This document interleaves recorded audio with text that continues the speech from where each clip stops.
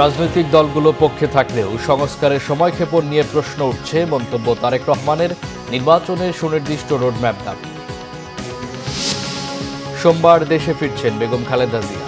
সিলেটগামী যাত্রীদের ভোগান্তি এড়াতে সরাসরি ঢাকা আসার প্রস্তাবে সাবেক প্রধানমন্ত্রীর না। আওয়ামী লীগকে নিষিদ্ধ না করা পর্যন্ত দেশে কোনো নির্বাচন নয়। এনসিপির সমাবেশে হুঁশিয়ারি। সরকার কোনো পদক্ষেপ না নেয় নাহিদের ক্ষোভ। লালমনিরহাটে পাটগ্রাম সীমান্ত থেকে 2 বাংলাদেশিকে ধরে নিয়ে গেছে বিএসএফ। 2 কৃষককে ফেরত দেওয়ার বিনিময়ে দিনাজপুরে ফেরত দেওয়া হলো 2 ভারতীয়কে। দেখছিলেন গ্রাউন্ড 7 সংবাদ শিরোনাম। বিএনপির ভারপ্রাপ্ত চেয়ারম্যান তারেক রহমান বলেছেন, প্রতিটি রাজনৈতিক দল সংস্কারের পক্ষে থাকলেও সরকার সংস্কারে কেন সময়ক্ষেপণ করছে তা নিয়ে জনমনে প্রশ্ন বেড়েই চলেছে। তিনি বলেন, জনগণ ও রাজনৈতিক দলগুলোকে পাশ কাটিয়ে বিরাজনীতিকরণকে উৎসাহিত করা হলে তা ঝুঁকিতে ফেলবে গণতন্ত্রকে। নির্বাচনে সুনির্দিষ্ট রোডম্যাপ ঘোষণা করতে অন্তর্বর্তী সরকারের কাছে দাবি জানান তিনি। আহমেদ সারোয়ারের রিপোর্ট। দলের প্রতিষ্ঠাবার্ষিকী উপলক্ষে শুক্রবার জাতীয় প্রেস ক্লাবে আলোচনা সভার আয়োজন করে এবি আমার বাংলাদেশ পার্টি। এতে লন্ডন থেকে ভার্চুয়ালি যুক্ত হন বিএনপির ভারপ্রাপ্ত চেয়ারম্যান তারেক রহমান। প্রতিষ্ঠাবার্ষিকী উপলক্ষে এবি পার্টির নেতাকর্মীদের শুভেচ্ছা জানিয়ে তারেক রহমান বলেন, ফ্যাসিবাদী শাসনের পতনের পর কমপক্ষে 25টি নতুন দল রাজনীতির মাঠে এসেছে। তাদের স্বাগত জানাই। গণতান্ত্রিক আদর্শের রাজনৈতিক দলগুলোর মধ্যে ভিন্নমত থাকতে পারে, তবে দেশের স্বার্থে প্রত্যেকটি দলের অবস্থান উদ্দেশ্য এক ও অভিন্ন। রাজনৈতিক দল নির্বাচনের দাবি জানাবে, এটি স্বাভাবিক গণতান্ত্রিক রীতি। অথচ আমরা খেয়াল করছি গত কিছুদিন ধরে অত্যন্ত সুকৌশলে দেশে এমন একটি আবহাওয়া তৈরির অপচেষ্টা চলছে, যেখানে নির্বাচন অনুষ্ঠানের দাবি করাটাই যেন একটি অপরাধ। জাতীয় নির্বাচন অনুষ্ঠান নিয়ে অবজ্ঞাসূচক বক্তব্য, মন্তব্য কিন্তু পলাতক স্বৈরাচারকেই আনন্দ দেয়। অপরপক্ষে এটি গণতান্ত্রিকামী জনগণের জন্য কিন্তু অপমানজনক। রাষ্ট্র রাজনীতি মেরামতের জন্য সংস্কারের কর্মযজ্ঞ চলছে। তবে চলমান সংস্কার যদি রাজনৈতিক দলগুলোর নির্বাচন অনুষ্ঠানের দাবিকে অবজ্ঞা করতে হয়, প্রলুব্ধ করে, তাহলে সংস্কারের তাৎপর্যটা কি? এটি বহু মানুষের প্রশ্ন আজ। দেশের প্রতিটি রাজনৈতিক দল সংস্কারের পক্ষে। তারপরেও সংস্কার নিয়ে অন্তর্বর্তীকালীন সরকার কেন এত সময় ক্ষেপণ করছেন, এ নিয়েও জনগণের মনে ধীরে ধীরে প্রশ্ন বেড়েই চলেছে। পলাতক স্বৈরাচার আবার মাথাচাড়া দেবার চেষ্টা করছে জানিয়ে তারেক রহমান বলেন, এই দলটিকে রাজনীতিতে অপ্রাসঙ্গিক করে দিতে অন্তর্বর্তীকালীন সরকার কি পদক্ষেপ নিয়েছে তা জানতে চায় জনগণ। ব্লেম গেম দিয়ে দায়িত্ব এড়ানোর কিন্তু কোনো সুযোগ নেই। অন্তর্বর্তীকালীন সরকার পদক্ষেপ নিতে ব্যর্থ হলে আমি দৃঢ়ভাবে বিশ্বাস করি জনগণের ভোটে নির্বাচিত সরকার আগামী দিনে অবশ্যই সংবিধান লঙ্ঘনের দায় অভিযুক্তদের বিরুদ্ধে আইনগত ব্যবস্থা নেবে। রাজনৈতিক দলগুলোকে অবজ্ঞা এবং জনগণের রায়কে অবহেলা করে বিরাজনীতিকরণকে উৎসাহিত করা হলে সেটি শেষ পর্যন্ত গণতন্ত্রকেই ঝুঁকির মধ্যে কিন্তু ফেলে দেবে। সুনির্দিষ্টভাবে জাতীয় নির্বাচনের রোডম্যাপ ঘোষণা করুন। রাজনৈতিক দলগুলোকে জনগণের আদালতের মুখোমুখি করার উদ্যোগ গ্রহণ করতে হবে এবং এই উদ্যোগ গ্রহণ করতে হবে বর্তমান অন্তর্বর্তীকালীন সরকারকে। তারেক রহমান বলেন, দিল্লির তাবেদার হওয়ার জন্য এই দেশ পিণ্ডি ত্যাগ করেনি। যাতে আর কেউ কখনো বাংলাদেশকে তাবেদার রাষ্ট্রে পরিণত করার দুঃসাহস না দেখায়, পরাজিত তাবেদার অপশক্তি তাদের দোসররা আর যেন মাথা ছাড়া দিয়ে উঠতে না পারে, সেটিই হোক বাংলাদেশের আজ এবং আগামী দিনের রাজনৈতিক বন্দোবস্ত। রাষ্ট্র ও রাজনীতির গুণগত সংস্কার এবং নাগরিকদের ক্ষমতায়নের জন্যই বিএনপি সবসময় জনগণের সরাসরি ভোটে জনপ্রতিনিধি, সংসদ ও নির্বাচিত সরকার প্রতিষ্ঠার দাবি জানিয়ে আসছে বলেও জানান তারেক রহমান। আহমেদ সারোয়ার, বাংলা ভিশন, ঢাকা। সংস্কার ও নির্বাচন ইস্যুতে নিজেদের মধ্যে বিভেদ না করার আহ্বান জানিয়েছেন অভ্যুত্থানের পক্ষের কয়েকটি দলের নেতারা। এবি পার্টির প্রতিষ্ঠাবার্ষিকী উপলক্ষে শুক্রবার জাতীয় প্রেস ক্লাবে আয়োজিত অনুষ্ঠানে তারা এই আহ্বান জানান। জুলাই অভ্যুত্থান পরবর্তীতে আওয়ামী লীগ নিষিদ্ধের বিষয়ে এখনও কোনো পদক্ষেপ না নেয়ার সমালোচনা করেন কেউ কেউ। আর মিয়ানমারকে মানবিক করিডোর দেয়া ইস্যুতে অন্তর্বর্তীকালীন সরকারের ভূমিকায় ক্ষোভ প্রকাশ করেন বক্তারা। পরিষ্কার করে ছেড়ে কাশেন, পরিষ্কার করে কথা বলেন। সংস্কারে শুরু হয়েছে, প্রত্যেকে আমরা সংস্কারের পক্ষে। কোন পর্যায়ে কখন সংস্কারের যে বিশাল ডালিটা খুলেছেন, কখন কীভাবে এটা বন্ধ করবেন, ন্যূনতম সমঝোতা ঐক্যমতের জায়গাটা কীভাবে তৈরি করব। আর নির্বাচনের প্রশ্ন, একটা মানবিক আশ্রয় দিয়ে আমরা যে বিপদে পড়েছি, আবার আরেকটা মানবিক করিডোরের নামে দেশকে আবার কোন ফাঁদে ফেলা হচ্ছে, এটি নিয়ে আমরা শঙ্কিত, এটি নিয়ে আমরা উদ্বিগ্ন। আমরা যেটা মনে করি যে এই সরকার আমাদের সমর্থিত সরকার, হাসনাত কায়ুমের সাথে একমত যে বাংলাদেশের এরকম প্রেক্ষাপট তৈরি হয় নাই যে সবাই সরকারকে সমর্থন করছে, কিন্তু আমরা একটা লিমিটেড সময়, একটা নির্দিষ্ট সময়ের জন্য সরকারকে সংস্কার এবং একটা অবাধ, সুষ্ঠু, নিরপেক্ষ নির্বাচনের আয়োজনের জন্য দায়িত্ব দিয়ে সমর্থন করেছি। এই সুন্দর একটা সংস্কার, বিচার এবং দেশের একটা সার্বিক পরিস্থিতির পর একটা সুন্দর নির্বাচনে যদি আমরা যেতে পারি, তাহলে ইনশাআল্লাহ বাংলাদেশ একটা নতুন অধ্যায়ে প্রবেশ করবে এবং সেটা আমাদের জন্য একটা সুন্দর স্বপ্ন এবং সফল বয়ে আনবে। লন্ডনে উন্নত চিকিৎসা শেষে সোমবার দেশে ফিরছেন সাবেক প্রধানমন্ত্রী বিএনপি চেয়ারপারসন বেগম খালেদা জিয়া। নিশ্চিত করেছেন দলের মহাসচিব মির্জা ফখরুল ইসলাম আলমগীর। এয়ার অ্যাম্বুলেন্স পাওয়া না গেলে বাংলাদেশ বিমানেই ফিরবেন তিনি। ফ্লাইটটি লন্ডন থেকে সরাসরি ঢাকা হয়ে সিলেট নেয়ার প্রস্তাব দিলেও সিলেটের যাত্রীদের বিড়ম্বনা হবে বিবেচনায় তা নিষেধ করেন খালেদা জিয়া। আহমেদ সারওয়ারের আরেকটি রিপোর্ট। উন্নত চিকিৎসার জন্য গত ৮ জানুয়ারি কাতারের আমিরের পাঠানো রাজকীয় বহরের বিশেষ এয়ার অ্যাম্বুলেন্সে লন্ডন যান বিএনপি চেয়ারপারসন বেগম খালেদা জিয়া। সেখানে দ্য লন্ডন ক্লিনিকে ১৭ দিন চিকিৎসার পর ২৫ জানুয়ারি হাসপাতাল থেকে ছেলে তারেক রহমানের লন্ডনের বাসায় নেওয়া হয় তাকে। এরপর ছেলের বাসায় তার চিকিৎসা চলে। লন্ডনে চিকিৎসায় শারীরিক অবস্থার উন্নতি হওয়ায় ২ পুত্রবধূকে নিয়ে দেশে ফিরছেন বেগম খালেদা জিয়া। বিএনপি মহাসচিব জানান, ৪ মে রওনা হয়ে ৫ মে সকালে তিনি ঢাকা পৌঁছাবেন। আপনার কাতার আমাদের কাছ থেকে যে অ্যাম্বুলেন্স আপনার পেয়েছিলাম, সেটা একটু এখন বিলম্বিত হচ্ছে টেকনিক্যাল রিজনস। সেই জন্যে ম্যাডাম ঠিক করছেন যে ওটা যদি একদম শেষ মুহূর্তে না পাওয়া যায়, তাহলে উনি আপনার বাংলাদেশ বিমানেই আসবেন। আমার বাংলাদেশ বিমানে আপনার সমস্ত ব্যবস্থা করে রাখা হয়েছে।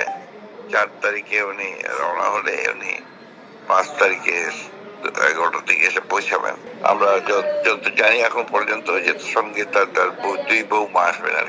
এদিকে বাংলাদেশ বিমানের লন্ডন সিলেট ঢাকা রুটে যে ফ্লাইটে বেগম খালেদা জিয়া ফিরছেন তার অসুবিধা বিবেচনায় বিমান কর্তৃপক্ষ লন্ডন থেকে সরাসরি ঢাকা হয়ে সিলেট যাওয়ার ব্যবস্থা করে, কিন্তু বিষয়টি জানতে পেরে সহযাত্রীদের বিড়ম্বনা বিবেচনায় তা নিষেধ করেন তিনি। বিএনপি চেয়ারপারসনের প্রেস উইং কর্মকর্তা শামসুদ্দিন দিদার এক খুদে বার্তায় জানান, রুট পরিবর্তনের কথা তাঁকে জানানো হলে নিজের সুবিধা বিবেচনা না করে সহযাত্রীদের কথা চিন্তা করে বাংলাদেশ বিমানকে নিয়মিত রুট বহাল রাখতে বলেন সাবেক এই প্রধানমন্ত্রী।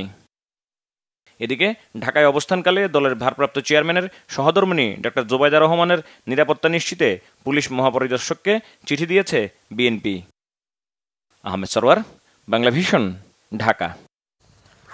পাড়ায় মহল্লায় জনতার আদালত করে আওয়ামী লীগের বিচার করা হবে, সমাবেশ থেকে এমন হুঁশিয়ারি দিয়েছেন এনসিপির আহ্বায়ক নাহিদ ইসলাম। জাতীয় নাগরিক পার্টির নেতারা বলেছেন, আওয়ামী লীগ নিষিদ্ধের আগে বাংলাদেশে কোনো নির্বাচন হতে দেওয়া হবে না। জাহাঙ্গীর আলমের তোলা ছবিতে নাবিল জাহাঙ্গীরের রিপোর্ট। আওয়ামী লীগের বিচার ও রাজনৈতিক কার্যক্রম নিষিদ্ধের দাবিতে শুক্রবার বায়তুল মোকাররম মসজিদের দক্ষিণ গেটে বিক্ষোভ সমাবেশ করে জাতীয় নাগরিক পার্টি এনসিপির ঢাকা মহানগর শাখা। রাজধানীর বিভিন্ন জোন ও আশেপাশের জেলা থেকে সমাবেশ স্থলে জড়ো হন নেতাকর্মীরা। অংশ নেন জুলাই আন্দোলনের যোদ্ধা, আহত এবং শহীদ পরিবারের সদস্যরাও। আওয়ামী লীগকে পুনর্বাসনের চেষ্টা চলছে অভিযোগ করে অন্তর্বর্তী সরকার ও রাজনৈতিক দলগুলোকে হুঁশিয়ার করেন এনসিপির নেতারা। আপনি এই আহত এবং শহীদদের রক্তের উপরে দাঁড়িয়ে আমরা আপনাকে ক্ষমতায় বসিয়েছি। আমরা আপনার কাছে কোনো অনুরোধ করছি না, আমরা কোনো দাবি করছি না, আমরা আমাদের সিদ্ধান্ত জানিয়ে দিচ্ছি, আওয়ামী লীগকে নিষিদ্ধ করতে হবে। খুনিরা কি এই বাংলাদেশে রাজনীতি করতে পারবে? সন্ত্রাসীরা কি এই বাংলাদেশে রাজনীতি করতে পারবে? আওয়ামী লীগ নিষিদ্ধ না করে বাংলাদেশে কোনো নির্বাচন হবে না বলে হুঁশিয়ার করেন দলটির সদস্য সচিব আক্তার হোসেন। বাংলাদেশে যতদিন পর্যন্ত জুলাই প্রজন্ম বেঁচে আছে ততদিন পর্যন্ত বাংলাদেশে আওয়ামী লীগকে আমরা 1 সেকেন্ডের জন্য প্রাসঙ্গিক হতে দেব না। আওয়ামী লীগের প্রশ্ন অমীমাংসিত রেখে বাংলাদেশে সামনে কোনো নির্বাচন হবে না, হবে না, হবে না। এনসিপির আহ্বায়ক নাহিদ ইসলাম বলেন, অন্তর্বর্তী সরকার আওয়ামী লীগের বিচার করতে ব্যর্থ হলে পাড়ায় মহল্লায় জনতার আদালত গড়ে তোলা হবে। এই সরকার বিচার নিশ্চিত করতে ব্যর্থ হয় তবে আমরা বসে থাকবো না। জনতার আদালতে আওয়ামী লীগ এবং ফ্যাসিজমের বিচার নিশ্চিত করা হবে। আওয়ামী লীগ নিষিদ্ধ প্রশ্নে রাজনৈতিক দলগুলোকে একমত হওয়ার আহ্বান জানান নাহিদ ইসলাম। আওয়ামী লীগের বিচার এবং দলটির রাজনৈতিক কর্মকাণ্ড নিষিদ্ধ নিশ্চিত করা এনসিপির অন্যতম রাজনৈতিক লক্ষ্য। আর এই লক্ষ্য বাস্তবায়নে ছাত্রদের নতুন রাজনৈতিক দলটি টানা কর্মসূচি চালিয়ে যাচ্ছে। শেষ পর্যন্ত আওয়ামী লীগ নিষিদ্ধ হবে কিনা সেটি সময় বলে দেবে। নাবিল জাহাঙ্গীর, বাংলা ভিশন, ঢাকা। ফ্যাসিস্ট শেখ হাসিনার সরকারের আমলে দেশের বিভিন্ন প্রতিষ্ঠানের মতো কিছুটা বিপাকে ছিল রাষ্ট্রের চতুর্থ স্তম্ভ হিসাবে খ্যাত গণমাধ্যম। অবশেষে ঘুরে দাঁড়াচ্ছে দেশের গণমাধ্যম। রিপোর্টার্স উইদাউট বর্ডার্সের গতকাল ঘোষিত প্রতিবেদনে জানানো হয়েছে, স্বাধীনতা সূচকে বাংলাদেশের গণমাধ্যমের অবস্থান 16 ধাপ এগিয়ে 165 থেকে 149 উন্নীত হয়েছে। দেশে গণমাধ্যমে এক ধরনের সেলফ সেন্সরশিপ রয়েছে বললেন সাংবাদিক ও গণমাধ্যম বিশেষজ্ঞরা। ওবায়দুল্লাহ মামুনের বিশেষ প্রতিবেদন। গণমাধ্যম কথা বলে মানুষের, কথা বলে রাষ্ট্র ও সমাজের। তাই গণমাধ্যমকে বলা হয় দর্পণ কিংবা রাষ্ট্রের চতুর্থ স্তম্ভ। কিন্তু রাষ্ট্রের এই গুরুত্বপূর্ণ স্তম্ভটি বস্তুনিষ্ঠ ও নিরপেক্ষভাবে সংবাদ তুলে ধরতে গিয়ে বরাবরই আটকে যায় পরাধীনতার শেকলে। গেল 15 বছরে সম্প্রচার বন্ধ হয় দিগন্ত, চ্যানেল 1, ইসলামিক টেলিভিশনের। বন্ধ হয় আমার দেশ পত্রিকা ও দৈনিক দিনকাল। এছাড়া জুলাই বিপ্লবের সময় ছাত্র জনতার উপর গুলিবর্ষণের সংবাদ প্রচারের জেরে বেশ কয়েকটি গণমাধ্যমকে সাময়িকভাবে সম্প্রচার বন্ধ করে ফ্যাসিস্ট আওয়ামী লীগ সরকার। আবার সরকার পতনের পর পতিত সরকারের মুখপাত্র হিসেবে কাজ করা টেলিভিশনগুলো ক্ষতিগ্রস্ত হয় ছাত্র জনতার হামলায়। প্রশ্ন উঠছে, জুলাই বিপ্লবের পর কতটা স্বাধীন দেশের সংবাদ মাধ্যম?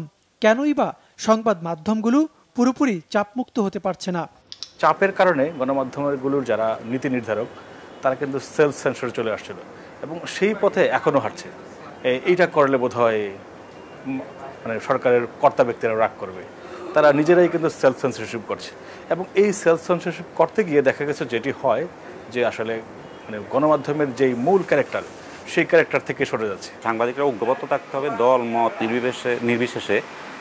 আমি ব্যক্তি হিসেবে আমার একটা আইডিওলজি থাকতে পারে, আমি তো মানুষ, আমরা তো কোনো একটা পার্টিজান হয়ে যেতে পারি, একটা বায়াস হতে পারি, কিন্তু সেটা আমাদের গণমাধ্যমে আমাদের কাজের ক্ষেত্রে যেন প্রভাব যাতে না পড়ে। গণমাধ্যমে পরিবর্তন শুরু হয়েছে দাবি করে গণমাধ্যম বিশেষজ্ঞরা বলছেন, গত 15 বছরের সেলফ সেন্সর ট্যাবু থেকে বের হতে পারছে না গণমাধ্যমগুলো। এই গণমাধ্যমের যারা অংশীজন, সাংবাদিক, সম্পাদক এবং মালিক, এদের সবার সক্রিয় অংশগ্রহণ লাগবে, এদের সবার সক্রিয় ভূমিকা লাগবে। আপনি আপনার অধিকার আদায় করে নেবেন এবং আপনি আপনার অধিকার রক্ষা করবেন। এটা করার জন্য যা যা প্রয়োজন সেগুলোর দিকে নজর দেওয়া দরকার, যেমন ঐক্য প্রয়োজন সাংবাদিকদের মধ্যে। গণমাধ্যম সংস্কার কমিশন বাস্তবায়ন হলে দেশের সংবাদ মাধ্যমে আমূল পরিবর্তন আসবে বলেও মনে করেন তিনি। ভারতীয় উপমহাদেশে গত 150 বছরে সাংবাদিকতা কখনোই পুরোপুরিভাবে মুক্ত বা স্বাধীন ছিল না। কখনো রাষ্ট্র বা সরকারের কাছে, কখনো বা বিজ্ঞাপনদাতা কিংবা মালিকপক্ষের কাছে বন্দী ছিল মুক্ত সাংবাদিকতা। গণমাধ্যম বিশেষজ্ঞরা বলছেন, এ থেকে বের হয়ে আসতে হলে সংবাদকর্মীদেরকে অর্থনৈতিকভাবে স্বাবলম্বী হওয়ার পাশাপাশি নিজেদের মধ্যে ঐক্য গড়ার। ওবায়দুল্লাহ মামুন, বাংলা ভিশন, ঢাকা। পতাকা বৈঠকের পর দিনাজপুরের ধর্মজৈন সীমান্ত থেকে ধরে নিয়ে যাওয়া 2 বাংলাদেশি কৃষককে ফেরত দিয়েছে বিএসএফ। বিনিময়ে 2 ভারতীয়কে কর্তৃপক্ষের কাছে হস্তান্তর করেছে বিজিবি। এর আগে শুক্রবার সকালে দিনাজপুরের বিরল উপজেলায় সীমান্তের 9 ও 10 নম্বর পিলারের কাছে ধান কাটার সময় মাসুদ ও এনামুল নামে ওই 2 কৃষককে তুলে নিয়ে যায় বিএসএফ। এই ঘটনার প্রতিবাদে 2 ভারতীয় কৃষককে ধরে এনে ইউপি সদস্যদের মাধ্যমে বিজিবি সদস্যদের কাছে সোপর্দ করে এলাকাবাসী। এ বিষয়ে বিএসএফ ও বিজিবির মধ্যে পতাকা বৈঠক হয়। 9 ঘণ্টা পরে বাংলাদেশি 2 কৃষককে ফেরত দেওয়া হয়। এদিকে লালমনিরহাটের পাটগ্রামের ধবলসুতি সীমান্ত থেকে 2 বাংলাদেশি কৃষককে ধরে নিয়ে গেছে বিএসএফ। অন্যদিকে ঝিনাইদহের কুসুমপুর সীমান্তে বিএসএফ এর গুলিতে 1 বাংলাদেশি আহত হয়েছে। আহত রিয়াজ জানান, বৃহস্পতিবার রাতে নিজ জমি থেকে বৃষ্টির প্রাণী নিষ্কাশন করতে গেলে বিএসএফ সদস্যরা তাকে গুলি করে। গ্যাস সংকটে দিশেহারা রাজধানীর দক্ষিণ সিটির বেশ কিছু এলাকার বাসিন্দারা। দীর্ঘদিনের সমস্যা প্রকট আকার ধারণ করেছে যাত্রাবাড়ি, সায়দাবাদ, মানিকনগর আর ধলপুরের বিভিন্ন এলাকায়।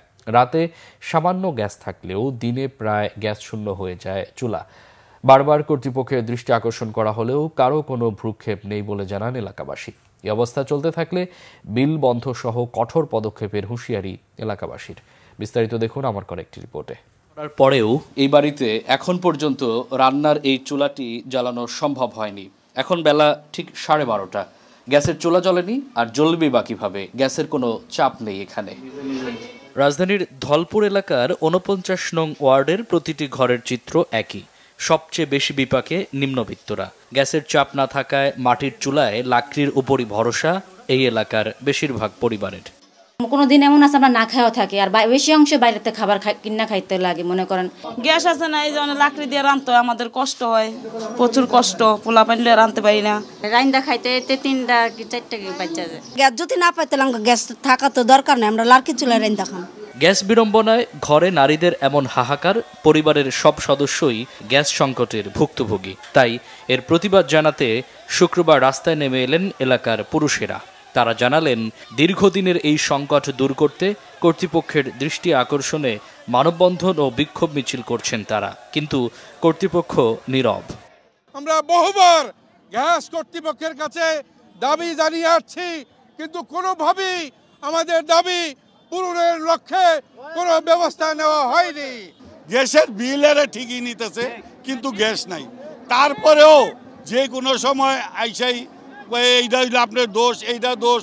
একে তো গ্যাস পায় নাই, দ্বিতীয়তে সব দোষ দেখায় মানুষে এমন অত্যাচারিত করে, লাইন কাটে, ফল না করে, দল না করে। এখন মানুষ অতিষ্ঠিত হয়ে গেছে। এখন থেকে যদি আমাদের গ্যাস দেওয়া না হয়, তাহলে আমরা আমাদের গ্যাস বিল বন্ধ করে দেব। আমরা গ্যাস সংকটের সমাধান চাই, দায়িত্বহীনতার অবসান চাই। একই বিড়ম্বনায় গ্যাস চালিত গাড়িগুলো। সিএনজি স্টেশনগুলোতেও চাপ না থাকায় বিপাকে গ্যাস চালিত গাড়িগুলো। গ্যাসের চাপ আপনার 200 থেকে 220 থাকার কথা, কিন্তু আমরা পাই হচ্ছে 160 বা 80 এরকম পাই। আর যখন গ্যাস না পাওয়া যায়, 2 ঘন্টা 3 ঘন্টা বসে থাকি, গ্যাস পাওয়া যায় না।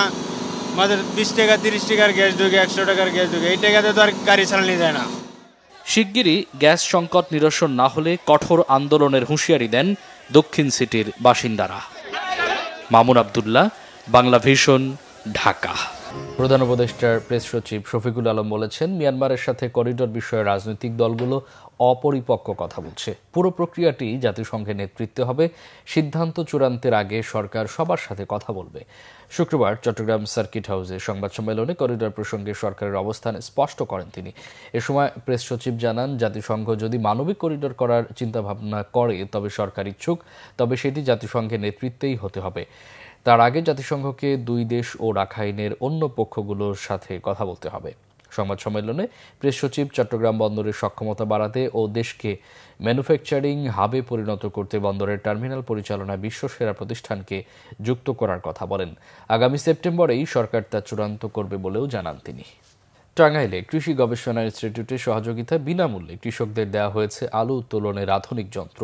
কৃষি অফিস বলছে, আধুনিক এই যন্ত্র ব্যবহারে 1 বিঘা জমি থেকে আলু তোলা যাবে মাত্র 1 ঘন্টায়। এতে কমবে খরচ, বাড়বে উৎপাদন। টাঙ্গাইল থেকে আতাউর রহমান আজাদের তথ্য ছবিতে দেখুন ডেস্ক রিপোর্ট। টাঙ্গাইলে শ্রমিক খরচ বেড়ে যাওয়ায় আলু উৎপাদনে মুখ ফিরিয়ে নিতে শুরু করে চাষিরা। তবে উৎপাদন ব্যয় কমানো এবং কৃষকদের আবাদের উৎসাহ যোগাতে বিনামূল্যে আলু উত্তোলনের যন্ত্র বিতরণের উদ্যোগ নেয় কৃষি গবেষণা ইনস্টিটিউট। আধুনিক এ যন্ত্র ব্যবহার করে ঘণ্টায় উত্তোলন করা যায় 1 বিঘা জমির আলু। সময় কম লাগায় কমেছে শ্রমিক ও উৎপাদন খরচ। খুশি চাষিরা।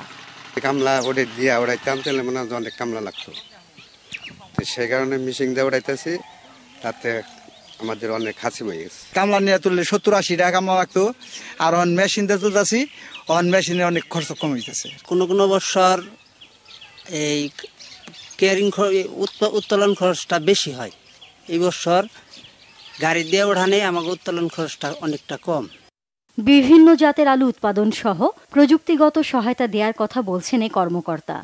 এই আলুগুলো আমরা সহজেই কোল্ড স্টোরেজে রাখতে পারবো, আর এই যন্ত্রটা যদি আমরা অত এলাকায় ছড়িয়ে দিতে পারি এবং আলু উৎপাদনের ক্ষেত্রে কৃষকরা লাভবান হবে এবং যন্ত্রের দাম কৃষকের হাতের কাছাকাছি হওয়াতে সহজে এর বিস্তার ঘটানো সম্ভব হবে।